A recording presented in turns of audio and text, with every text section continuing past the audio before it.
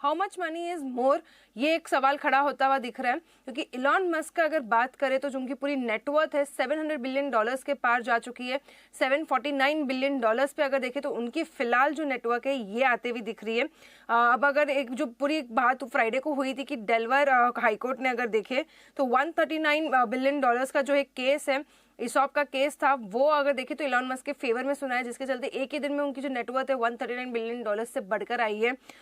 10 साल में, पिछले 10 साल में अगर देखें तो उनकी जो नेटवर्क है वो 75 टाइम्स ग्रो हुई है। तो बहुत बड़ा जंप उनके नेटवर्थ में आता हुआ दिखा।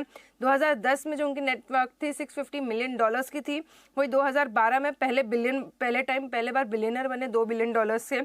2015 में 13 बिलियन डॉलर्स, 2020 में 155 बिलियन डॉलर्स, 2024 की शुरुआत में अगर देखें तो 400 बिलियन डॉलर्स की उनकी नेटवर्थ थी, और 2025 में अब अगर देखें तो 749 बिलियन डॉलर्स जो है उनकी नेटवर्थ आ चुकी है।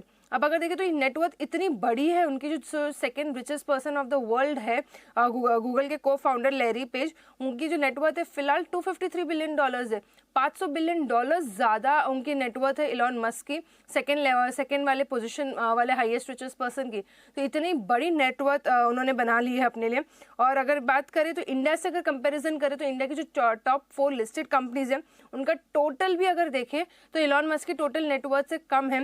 रिलायंस की जो मार्केट नेटवर्थ है 236 बिलियन डॉलर्स, एचडीएफसी बैंक, भारतीय एयरटेल, टीसीएस, सभी के अगर कैलकुलेट टोटल भी करके देखें तो भी इलॉन मस्क के नेटवर्थ से ये कम आती हुई दिख रही है। इनफैक्ट एक जो इंटरेस्टिंग कंपैरिजन ये भी है कि इलॉन मस्क की जो टोटल नेटवर्थ है वो श्रीलंका, पाकिस्तान और नेपाल तीनों की कंट्रीज का अगर जीडीपी मिला दे उससे भी ज़्यादा जो है इलॉन मस्क की नेटवर्थ निकल के आ रही है। अब अगर जो मेन एसेट क्लासेस अगर बात करें तो काफ़ी सारे को फाउंडिंग उन्होंने स्टार्टअप्स को फाउंड किया, जिसमें 7 बड़े स्टार्टअप्स हैं, टेस्ला, स्पेसएक्स और XAI।